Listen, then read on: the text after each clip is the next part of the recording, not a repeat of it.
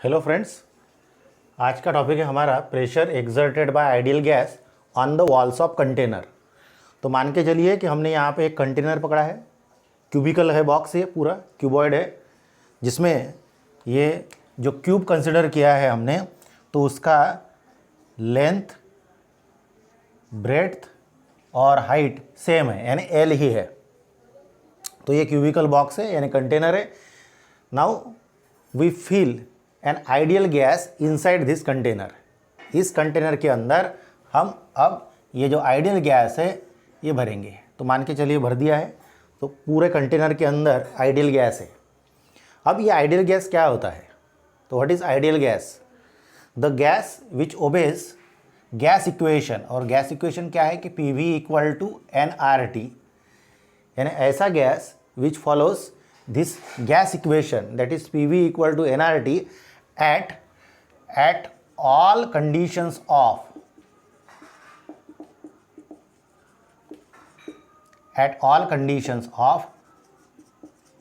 temperature and pressure। Temperature और pressure की सभी कंडीशन पे जो गैस इस इक्वेशन को फॉलो करता है उस गैस को कहा जाता है आइडियल गैस। ठीक है, तो फिर कुछ एजम्पशंस हैं जो आइडियल गैस के। तो क्या एजम्पशंस है कि जितने भी ये गैस मॉलिक्यूल्स है they are identical in shape. बराबर, ये कंटेनर के अंदर जितने भी गैस मॉलिक्यूल है वो सारे आइडेंटिकल है। Again they collide with each other and with the walls of container. तो यहाँ पे जितने भी गैस मॉलिक्यूल्स है वो एक दूसरे के साथ भी कोलाइड हो रहे हैं, और साथ में ये जो वॉल्स है, कंटेनर की वॉल्स है, उनके साथ भी कोलाइड हो रहे हैं। There is no interaction between the gas molecules. वो जितने भी आइडियल गैस के गैस मॉलिक्यूल्स है उनके बीच में कोई भी इंटरेक्शन नहीं है। इंटरेक्शन नहीं है इसका मतलब क्या हुआ कि उनके बीच में ना फोर्स ऑफ अट्रैक्शन है ना फोर्स ऑफ रिपल्शन है। अब इसके कारण there is no potential energy, तो वहाँ पे पोटेंशियल एनर्जी नहीं है। But due to the motion of the gas molecules, ये जो जितने भी गैस मॉलिक्यूल्स है कंटेनर के अंदर, they are in random motion, इधर से उधर उधर से उधर जा रहे। So therefore they possesses kinetic energy.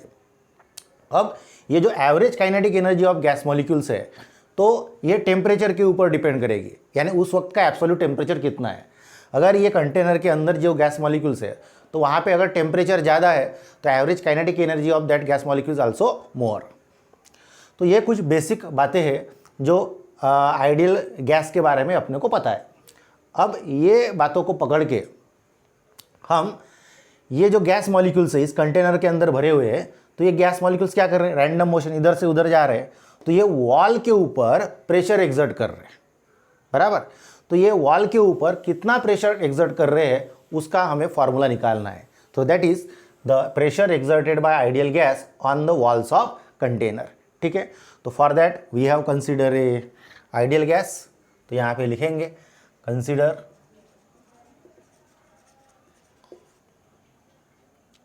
Ideal gas. ठीक है, filled इन ए कंटेनर। तो कंटेनर कैसा है? Cubical of side L। That container is a cubical container. ठीक है, अब ये जो क्यूब लिया उसका साइड क्या है? L है। सो therefore L is the side of cubicle container. फिर अगर हम कोई एक फेस लेते हैं इसका, मान के चलिए कि ये फेस लिया, एक सरफेस इतना। ठीक है,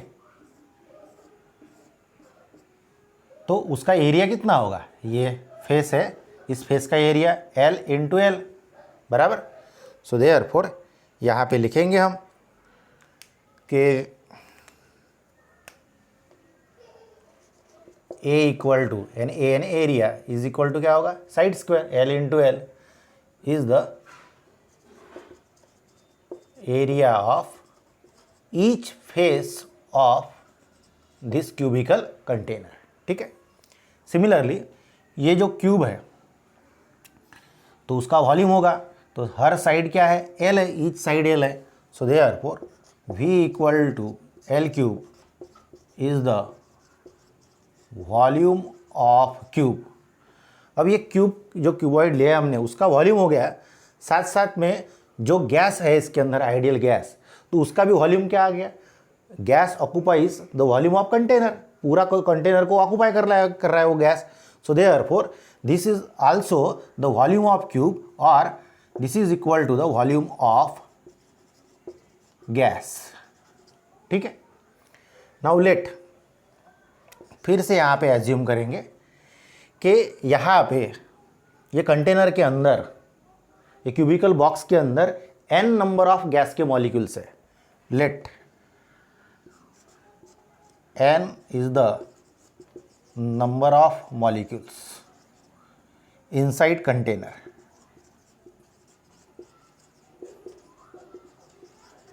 ठीक है, n is the number of molecules inside container. फिर small m is the mass of each gas molecule. हर गैस मॉलिक्यूल का मास कितना है, स्मॉल m है। और ऐसे कितने मॉलिक्यूल्स हैं हम इस कंटेनर के अंदर, n नंबर ऑफ मॉलिक्यूल्स है। सो therefore total mass of the gas inside the container कितना होगा, एक मॉलिक्यूल का मास कितना है, स्मॉल m, और ऐसे कितने मॉलिक्यूल्स है, n मॉलिक्यूल्स है, capital N। So therefore total mass of the gas, so therefore total mass कितना होगा, capital M is equal to m into n is the total mass of gas inside the container. बराबर, यानी ये total mass आ गया। अब यहाँ पे जितना भी गैस है तो उसका टोटल मास अपने को पता है, इस कंटेनर का वॉल्यूम पता है, यानी जो गैस मॉलिक्यूल्स है उन्होंने पूरा कंटेनर ऑक्यूपाई कर दिया तो उसका वॉल्यूम भी पता है, मास भी पता है, वॉल्यूम भी पता है, तो देयरफॉर डेंसिटी अपने को पता चल गई इसकी। So therefore let rho equal to m by V is the density of gas, यानी ये जितने भी गैस मॉलिक्यूल्स है तो उनकी डेंसिटी क्या है, तो रो है। ठीक है, ये प्राइमरी बातें थी जो हमने लिख ली है। अब यहाँ पे ये एज्यूम करेंगे हम कि तीन जो कोऑर्डिनेट एक्सिस है, तो मान के चलिए this is the x axis, ये वाई एक्सिस है और ये है जेड एक्सिस। ठीक है, यहाँ पे टोटल जो नंबर ऑफ मॉलिक्यूल्स है, गैस के जो मॉलिक्यूल्स है, आइडियल गैस कंसिडर किया है तो उसके जो टोटल नंबर ऑफ मॉलिक्यूल्स है वो कितने, कैपिटल एन है। They are the n number of molecules inside this container and all these molecules are in random motion, वो भी एट ए टाइम। बराबर, जब सभी मॉलिक्यूल्स मोशन में है तो ये एक्स एक्सिस की तरफ कितने जा रहे होंगे, वाई एक्सिस की तरफ कितने जा रहे होंगे और जेड एक्सिस की तरफ कितने जा रहे होंगे। तो अभी हमने यहाँ पे कंसिडर किया है कि ओनली 3 कोऑर्डिनेट एक्सिस। जब 3 कोऑर्डिनेट एक्सिस है और n अगर हमारे पास मॉलिक्यूल्स है तो हर एक्सिस के अलॉन्ग कितने ट्रैवल कर रहे होंगे, है ना, सिंपल है वो। तो क्या करेंगे, अगर 90 मॉलिक्यूल्स है तो और 3 एक्सिस है तो 3 डायरेक्शन है, 90 मॉलिक्यूल्स 3 डायरेक्शन है तो हर डायरेक्शन में कितने मॉलिक्यूल्स जाएंगे, 90/3, बराबर, यानी 30 मॉलिक्यूल्स। तो 90 को आपने कितने से डिवाइड किया, 3 से। तो similarly there are n number of molecules और डायरेक्शंस कितने हैं, 3 डायरेक्शंस है। सो देयरफॉर हर डायरेक्शन में कितने मॉलिक्यूल्स जाएंगे, डेफिनेटली इट इज n/3। सो यहाँ पे लिखेंगे, ये मिटा देता हूँ अभी, इसकी कोई ज़रूरत नहीं, यहाँ पे ये डेरिवेशन करना है तो ये मिटा देता हूँ। तो यहाँ पे लिखता हूँ मैं एज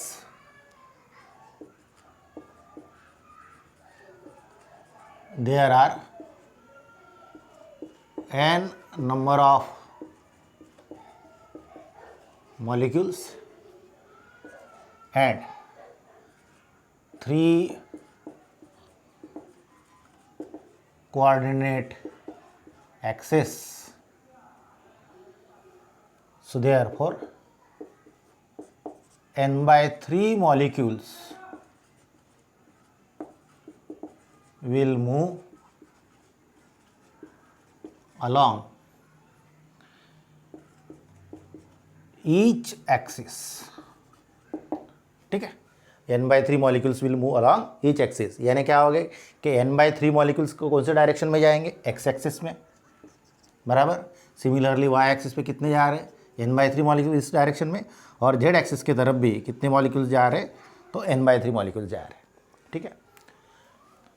सो देयरफॉर यहाँ पे लिखेंगे कि n/3 molecules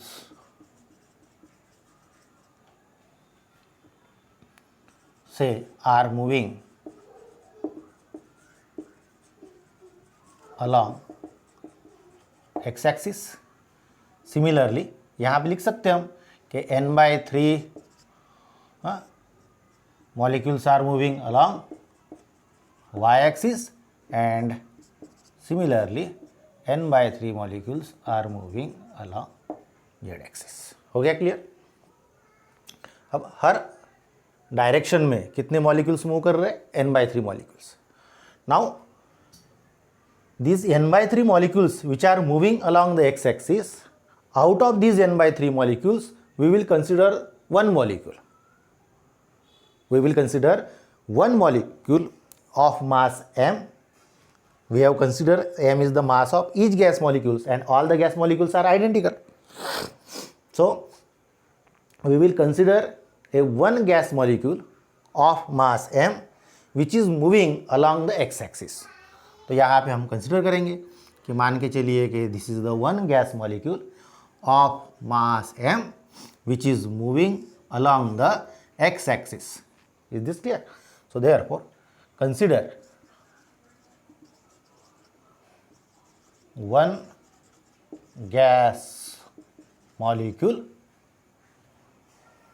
of mass m which is, यहाँ लिख रहा हूँ मैं, which is moving along x axis with velocity से v1। कितने वेलोसिटी के साथ जा रहा है, तो v1 के साथ जा रहा है। सो देयरफॉर ये जो गैस मॉलिक्यूल कंसिडर किया है, ये जो S लिखा है, जो फेस लिखा है, ये सरफेस है, ये वॉल है कंटेनर का, इसके तरफ जा रहा है और कितने वेलोसिटी के साथ जा रहा है, तो v1 के साथ जा रहा है। Is this clear? Forward direction में प्लस v1 यानी positive x axis. So therefore initial momentum यहाँ पे लिख रहे हैं, इनिशियल मोमेंटम, ये जो मॉलिक्यूल है उसका initial momentum before collision,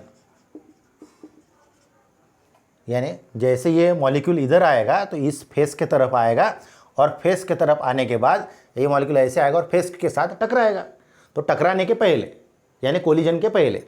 so initial momentum of this molecule before collision कितना होगा, मोमेंटम के लिए p, लीनियर मोमेंटम के लिए इनिशियल है इसलिए I बोलता हूँ मैं, तो it is equal to mass into velocity mv1। ठीक है। अब आके टकराया वॉल के साथ। जैसे वॉल के साथ टकराया तो रिबाउंड पीछे जाएगा, वापस रिवर्स डायरेक्शन में जाएगा, ऐसे इधर। तो फिर रिवर्स डायरेक्शन में जाएगा तो that will be again momentum, but वो कब मोमेंटम होगा, कोलिजन के बाद। सो देयरफॉर यहाँ पे लिखते हैं फाइनल मोमेंटम ऑफ मॉलिक्यूल। किसका मोमेंटम लिख रहे हैं, मॉलिक्यूल का। ये मॉलिक्यूल ही टकरा रहा है तो मॉलिक्यूल का momentum, final momentum of molecule after collision with the wall, तो इसको बोलेंगे pf, फाइनल है ना, फाइनल है इसलिए pf बोलेंगे, यानी फाइनल मोमेंटम। तो क्या आएगा फाइनल मोमेंटम, देखिए यहाँ से टकराया और वापस जा रहा है, तो वापस कैसे जा रहा है, इधर जा रहा है, यानी वेलोसिटी का डायरेक्शन क्या होगा, रिवर्स होगा। बट यहाँ पे मास तो उसका वही रहेगा, but what about the velocity, velocity भी वही रहेगी, बट वेलोसिटी का अब दूसरे केस में क्या हुआ है, डायरेक्शन चेंज हुआ है, तो it is towards the negative x axis, therefore इसको बोलेंगे हम minus v1। So final momentum क्या आएगा, माइनस mv1। ठीक है, so it will B minus mv1, तो that is the final momentum. तो अब ये जो मॉलिक्यूल है या गया इधर सरफेस के एस के तरफ गया, टकराया, कोलाइड हुआ और वापस आया, बराबर। तो कोलिजन के बाद, बिफोर कोलिजन और आफ्टर कोलिजन में, तो इसका मोमेंटम कितना चेंज हुआ, बराबर। तो यहाँ पे लिखते हैं therefore change in momentum, change in momentum of molecule of gas is, change को कैसे निकालते हैं, डीपी बोलेंगे, तो चेंज इज से डीपी, तो कैसे निकालते हैं आप change in momentum, final momentum minus initial momentum. So therefore मैं लिख रहा हूँ यहाँ पे, so this is dp equal to final momentum कितना है आपका minus m we one minus p i initial momentum m we one. So therefore ये minus m we one minus m we one तो कितना है minus 2 times, so therefore this dp equal to minus 2 times mv1. So this is the change in momentum of this molecule having mass m. तो ये जो molecule हमने consider किया है of mass m, तो इसका जो मोमेंटम चेंज हुआ वो कितना आया माइनस ट्वाइस mv1। अब ये मिटा देता हूँ मैं ये, और साथ में इस साइड का भी जो भी लिखा हुआ ये मैटर है, तो अब ये दिमाग में रखना है, ठीक है।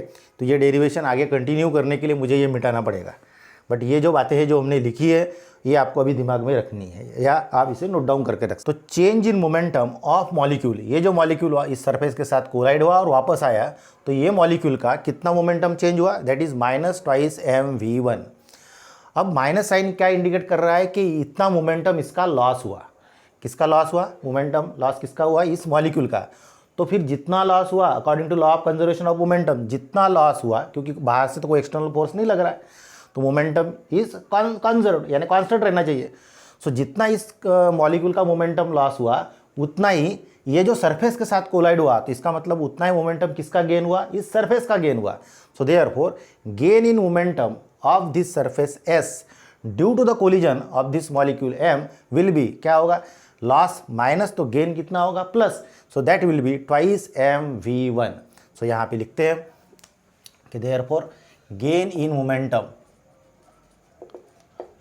gain in momentum of face या surface S. So similarly therefore it is a dp equal to twice mv1. So this is the gain in momentum of the surface S due to the collision of this molecule M. तो सबसे पहले यहाँ पे दो successive collision के बीच में कितना distance ये मॉलिक्यूल ट्रैवल करता है ये निकाल लेंगे हम। तो यहाँ पे उसका डायग्राम मैं यहाँ पे दिखा देता हूँ आपको। तो ये दोनों फेस की दोनों वॉल है, ऐसे समझिए आप, एक फेस है और ये दूसरा फेस है, ठीक है। अब यहाँ से मॉलिक्यूल निकला, कोलाइड नहीं हुआ है, यहाँ से बिल्कुल इस जो फेस है इस फेस के पास से, तो यहाँ से निकला तो इधर गया, बराबर। अब यहाँ से निकला है, कोलिजन नहीं है, ये यहाँ पे कोलिजन नहीं है, जस्ट वॉल के पास था, तो यहाँ से ये मॉलिक्यूल निकला इस दूसरे फेस के पास चला गया। तो कितना डिस्टेंस ट्रैवल किया उसने, ये इतना, यानी it is equal to L, इतना डिस्टेंस ट्रैवल कर चुका। फिर ये वॉल के साथ कोलाइड हुआ, ये जो वॉल है ये फेस एस है, इसके साथ कोलाइड हुआ, यानी एक कोलिजन हो गया। कोलिजन के बाद फिर से इधर आया वापस, यहाँ तक क्या आया, बराबर। और जैसे आया तो फिर से इस वॉल के साथ, ये जो वॉल है इस साइड का फेस है, इसके साथ कोलाइड हुआ, मतलब यहाँ पे कोलिजन और यहाँ पे कोलिजन। तो जब वापस आया तो फिर से कितना डिस्टेंस ट्रैवल किया, एल डिस्टेंस ट्रैवल किया, तो एल प्लस एल यानी कितना हो गया 2l डिस्टेंस। सो यहाँ से निकला एक बार कोलिजन और फिर यहाँ से आके यहाँ पे कोलाइड हुआ, तो दो सक्सेसिव कोलिजन के बीच में वो कितना डिस्टेंस ट्रैवल कर रहा है, ट्वाइस एल इतना डिस्टेंस ट्रैवल कर रहा है। तो यहाँ पे लिखेंगे distance between two successive collisions is equal to कितना, तो 2l, बराबर। ये 2l इतना डिस्टेंस हो गया दो सक्सेसिव कोलिजन के बीच में, ठीक है। अब टाइम कितना ले रहा है, ये इतना डिस्टेंस ट्रैवल करने के लिए टाइम कितना ले रहा है, तो let dt is the time interval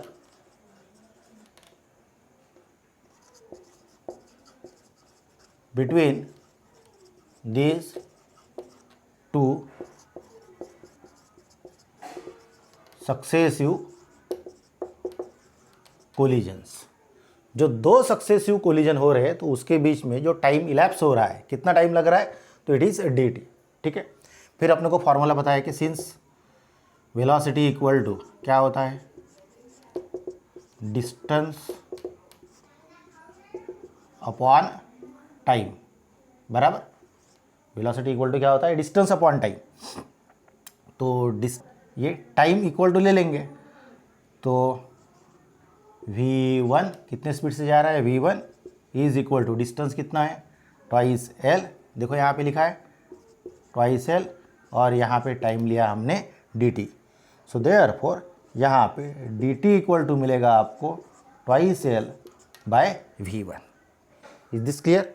तो v1 इक्वल टू क्या मिला, देखो velocity equal to distance upon time, तो v1 इक्वल टू डिस्टेंस कितना ट्रैवल कर रहा है वो इतने टाइम इंटरवल के अंदर 2l, so 2l by dt। तो यहाँ से हमने dt लिया, dt equal to twice l by v1। अब हमारे पास क्या क्या है, चेंज इन मोमेंटम है, यहाँ पे देखो change in momentum of the surface है, और साथ साथ में टाइम है। तो यहाँ पे लिखेंगे हम therefore rate of change of momentum, rate of change of momentum of surface S due to one molecule, एक मॉलिक्यूल की वजह से, बराबर। तो एक सिंगल मॉलिक्यूल कोलाइड हुआ इसके साथ, तो उसके वजह से इस सरफेस S का जो rate of change of momentum है वो कितना आया। So that is equal to हम यहाँ पे लिखेंगे it is dp by dt, and it is एक मॉलिक्यूल की वजह से तो 1 लिखता हूँ यहाँ पे, and it is equal to rate of change of momentum of surface S due to one molecule, that is dp by dt 1 will be, dp कितना है इसका, दैट इज ट्वाइस mv1, बराबर, और dt कितना है, twice l by v1।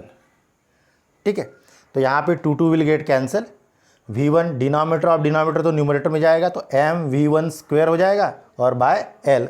So this will be, यहाँ पे मैं लिख देता हूँ, सो देयरफॉर ये टर्म यहाँ पे लिख देता हूँ, तो this will be dp by dt1 will be equal to, ये देखिए ये 2 get cancel, mv1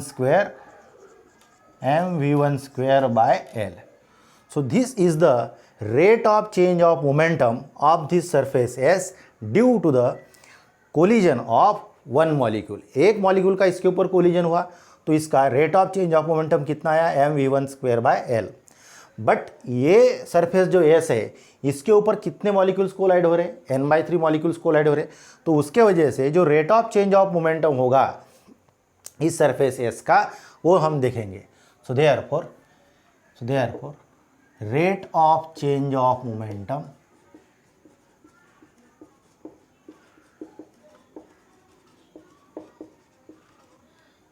of surface S due to n/3 molecules, ये n/3 मॉलिक्यूल्स कोलाइड हो रहे हैं तो उनके वजह से कितना rate of change of momentum होगा, तो इट विल बी से dp by dt that is equal to, ये पहले मॉलिक्यूल का यानी mv1 square by l plus दूसरे मॉलिक्यूल का भी मास तो वही है बट उसका velocity v2 square by l plus, अब यहाँ पे आखिरी का मॉलिक्यूल कंसिडर करते हैं mv n/3 square by l, यानी जो वेलोसिटी होगी वो किसके कौन से मॉलिक्यूल की होगी, जो लास्ट वाला है n/3 जो n/3 वाला जो मॉलिक्यूल है उसकी वो वेलोसिटी होगी। सो यहाँ पे इसको सॉल्व कर लेते हैं, सिंपल मैथमेटिक्स है। तो ये m/l बचेगा कितना है, आप v1 square plus v2 square plus plus plus vn/3 square. ठीक है, this is the rate of change of momentum of the surface S due to n/3 molecules. अब हम क्या कंसिडर, अब यहाँ पे ये जो n/3 फैक्टर आया है तो हम क्या करेंगे, मल्टीप्लाई और डिवाइड बाय n/3 कर लेते राइट हैंड साइड को। तो क्या आता है देखते हैं।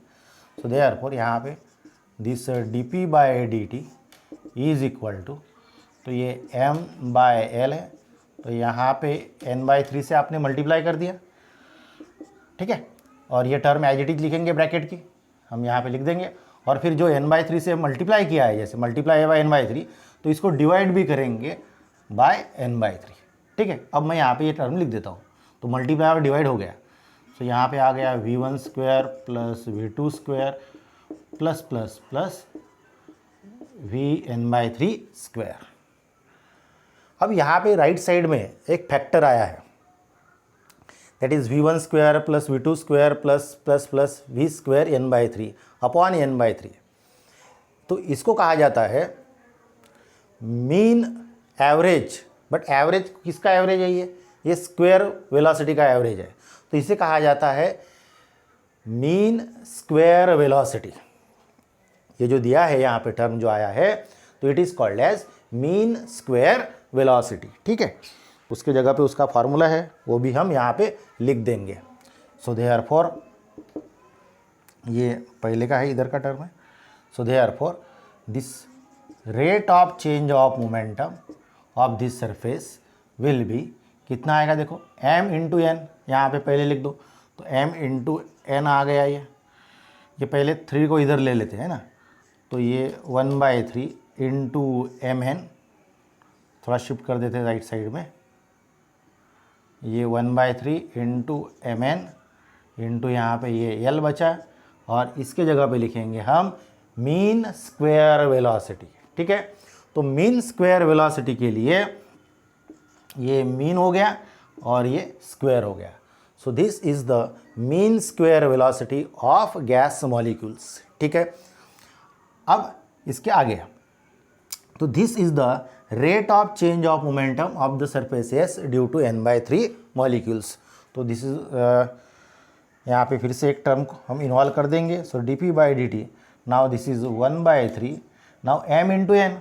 तो ये याद करो पहले का, जहाँ से हमने स्टार्ट किया था, तो m इंटू एन क्या होता है ना, small m is the mass of one molecule, और कैपिटल N क्या है, capital N is the total number of molecules. So m into N will be the total mass of the gas, and it is denoted by capital M. So capital M by L into this is mean square velocity. So I take this as, say, equation 1. So this is the rate of change of momentum of the surface S due to n/3 collision by n/3 molecules. अब यहाँ पे हम Newton second law, क्या कहता है Newton second law of motion, कि rate of change of momentum, ये जो rate of change of momentum, it is directly proportional to the applied force, यानी क्या है, ये फोर्स ही है, बराबर। सो देयरफॉर इसके जगह पे हम अकॉर्डिंग टू न्यूटन्स यहाँ पे लिखेंगे, according to Newton's second law of motion, क्या कहता है Newton second law of motion, के rate of change of momentum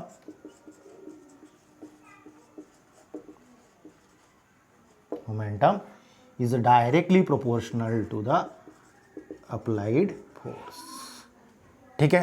तो अभी यानी ये rate of change of momentum is nothing but the force acting on the walls of container, बराबर। तो फिर से अभी ये पार्ट मिटाना पड़ेगा, ये पार्ट मिटाएंगे तभी जाके यहाँ का पार्ट, आगे का पार्ट हम लिख सकते हैं। तो इतना भी इधर का पोर्शन मैं मिटा देता हूँ, ठीक है, आप नोट डाउन कर लो इस। उसके जगह पे हम फोर्स लिखेंगे। So therefore dp/dt is equal to f, बराबर। तो 1 इम्प्लाइज, देयरफॉर 1 इम्प्लाइज क्या होगा, this f equal to 1/3 into m/l into mean square velocity, ठीक है। अब यहाँ पे हम क्या करेंगे कि ये जो है फोर्स लग गया, तो फोर्स कहाँ पे लग रहा है, ये वॉल के साथ कुल, तो ये जो फेस है जिसके ऊपर S लिखा हुआ है, तो मॉलिक्यूल क्या कर रहा है, मॉलिक्यूल आ रहा है ऐसे फोर्स लगा रहा है, बराबर। तो ये फोर्स कैसे लग रहा है, ये जो फोर्स लग रहा है ऐसे लग रहा है, यानी नॉर्मल फोर्स लग रहा है, ये परपेंडिकुलर डायरेक्शन में लग रहा है। तो this is the normal force acting on this much area. इतना जो ये फेस का एरिया कितना ए और ये लग रहा है force, that is the normal force, perpendicular force per unit area. So force acting पर यूनिट एरिया, फोर्स एक्टिंग ये जो है यहाँ पे ये मॉलिक्यूल आ रहा है, ये कोलाइड हो रहा है, तो ये फेस कैसा है, परपेंडिकुलर है। तो फोर्स एक्टिंग पर यूनिट एरिया, एरिया ये सरफेस जो है, तो ये सरफेस के ऊपर कैसा लग रहा है, ये परपेंडिकुलर डायरेक्शन में लग रहा है। So there force per unit area या normal force per unit area उसको कहा जाता है प्रेशर। सो देयर यहाँ पे लिखेंगे कि since F/A is equal to pressure that is P, बराबर। सो यहाँ पे लिख देता हूँ, देयरफॉर P इक्वल टू क्या होता है, F/A that is the pressure acting on this surface S। So therefore यहाँ पे लिखेंगे P इक्वल टू F क्या है, तो ये एक लिख दिया 1/3 m/l into mean square velocity, बराबर। अब ये F की जो वैल्यू है वो हमने पूरी लिख दी यहाँ पे। अब क्या चाहिए, एरिया, तो अपॉन यहाँ पे आएगा एरिया। अब एरिया ऑफ द फेस क्या है, तो ये L है, ये भी L है, तो सेम ही है दोनों, तो ये L square. So therefore P equal to आएगा यहाँ पे 1/3 m/l मीन स्क्वायर और यहाँ पे ये L स्क्वायर, एरिया की जगह पे आया L square. So therefore L into L square क्या हो गया, L cube. So here P equal to 1/3 m/l cube into mean square. So therefore this is P equal to 1/3, अब m और ये L क्यूब क्या होता है, it is the volume of the cube और volume of the gas. So therefore this is mean square velocity. Now this m/v and mean square velocity को हम change करने वाले हैं। सो दिस इज m/v, तो ये m/v यानी mass of the gas upon volume of the gas, तो it is the density of the gas. So therefore this P equal to 1/3 into density of the gas. अब ये जो mean v बार मतलब mean square है, तो क्या करेंगे हम, इसका रूट लेते और उसको स्क्वायर कर देंगे, यानी ये ब्रैकेट में ले लिया। इस मीन स्क्वायर वेलोसिटी को एज इट इज लिखना है, मीन स्क्वायर को एज इट इज लिखा, बट मैं क्या ले रहा हूँ, उसका रूट ले रहा हूँ, लिया रूट, और अब इस रूट को क्या कर लेंगे, स्क्वायर कर लेंगे, तो कोई फ़र्क नहीं पड़ेगा, रूट और स्क्वायर। तो देन ये जो मीन स्क्वायर वेलोसिटी है ना, तो मीन स्क्वायर वेलोसिटी है, तो इसको ही आप ऑब्जर्व करो, ये यहाँ पे ब्रैकेट के अंदर आप ऑब्जर्व करो, तो क्या हुआ, ये रूट और ये स्क्वायर अब कैंसिल होगा, रूट और स्क्वायर कैंसिल होगा और ये मीन का टर्म भी नहीं रहेगा, और यहाँ पे सिर्फ हम v लिखेंगे और ये स्क्वायर रहेगा। सो देयरफॉर इसको ऐसा लिखेंगे हम P इक्वल टू 1/3 दिस रो, और क्या लिखेंगे, देखिए ये रूट और स्क्वायर कैंसिल होगा और ये मीन का सिंबल भी हटा देंगे, तो बचेगा क्या, v और ये स्क्वायर, तो this is the v square. अब यहाँ पे ये जो v है, it is called as root mean square speed, that is RMS speed of gas molecules. तो pressure exerted by gas on the walls of container, कितना मिला आपको formula, P equal to 1/3 rho v square. अब आपको books देखेंगे तो JEE के लिए या नीट के लिए, तो उसमें यहाँ पे C लिखा रहता है या CRMS लिखा रहता है। सो वेयर यहाँ पे ये v के बारे में लिख देते, बाकी प्रेशर और डेंसिटी के बारे में अपने को पता ही है। So where v is the root mean square, यहाँ पे पूरा वर्ड लिख रहा हूँ मैं, रूट मीन स्क्वायर स्पीड यानी RMS। So RMS speed of gas molecules, ठीक है। सो ये यहाँ पे v का मतलब क्या है, it is the RMS speed, v is the RMS speed of gas molecules. So this is the formula for pressure exerted by gas on the walls of container. तो इस डायरेक्शन में इतना ही प्रेशर, जैसे n/3 molecules जा रहे हैं, ऊपर भी उतना ही प्रेशर लगेगा, इस साइड भी ये जो फेस है, इस साइड जो मॉलिक्यूल्स आ रहे हैं तो वो भी उतना ही प्रेशर लगाएंगे। इसका मतलब ऑन सारे वॉल्स के ऊपर, जो कंटेनर के अंदर जितने भी वॉल्स है, ऑन दैट वॉल्स जो प्रेशर लग रहा है गैस मॉलिक्यूल के रैंडम मोशन की वजह से, तो दैट प्रेशर इज कितना है, तो 1/3 rho v square, where P is the pressure exerted by gas, rho is the density of the gas, and V is the root mean square speed of all gas molecules. So this is our pressure exerted by ideal gas on the walls of container.